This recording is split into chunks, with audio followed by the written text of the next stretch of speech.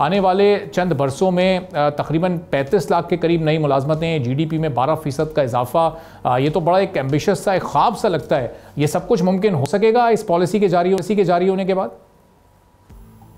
جی، اے آئی جیسے آپ کو پتا ہے یہ اتنا ہی بڑا ریولوشن ہے جتنا موبائل یا انٹرنیٹ ٹیکنالوجی نے دنیا میں لے کے آیا، اور اس سے جو طریقہ ہے، جس طریقے سے ہم کام کر رہے ہیں، وہ سارا طریقہ ہی بدل جائے گا. یہ ایک نئی لائف ہے. جس طرح موبائل یا انٹرنیٹ نے آ کے ہماری زندگی میں تبدیلی لے کے آئی، اسی طرح آرٹیفیشل انٹیلیجنس بھی لے کے آئے گی.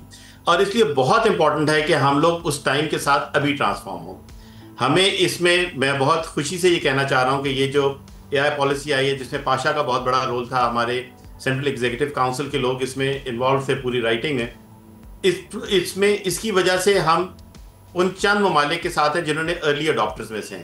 اور اس میں جہاں پہ سٹیزن سروسز آتی ہیں، جہاں پہ حکومت کی انٹریکشن آتی ہے، جہاں گورنمنٹ کے فیصلے ہوتے ہیں، چاہے وہ پانی کا فیصلہ ہو، پاپولیشن میں ریسورس کی ڈویژن کا فیصلہ ہو، جو بھی ہمارے امپورٹنٹ سوشل اکنامک ڈیسیجنز ہیں، وہ ڈیٹا ڈریون، ڈیٹا کی بیسس پہ ہوں گے، اور اور آبجیکٹو ہوں گے. کسی قسم کی پولیٹیکل انٹرفیئرنس یا کلچرل انٹرفیئرنس اس سے بالا تر ہوں گے.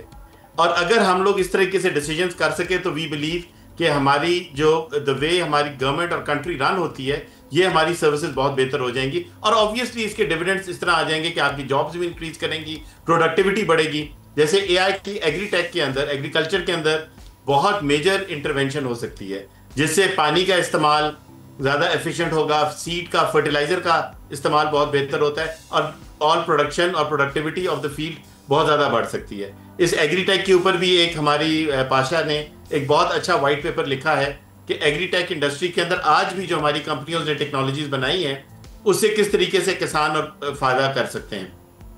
سو وی بلیو کہ جی it is absolutely at the right time, اور یہ ایک ریولوشنری ٹیکنالوجی ہے جس سے پوری ہم اپنی کنٹری کا فیوچر جو ہے پورا چینج. سبسکرائب کریں اور بیل دبائیں تاکہ کوئی خبر رہ نہ جائے.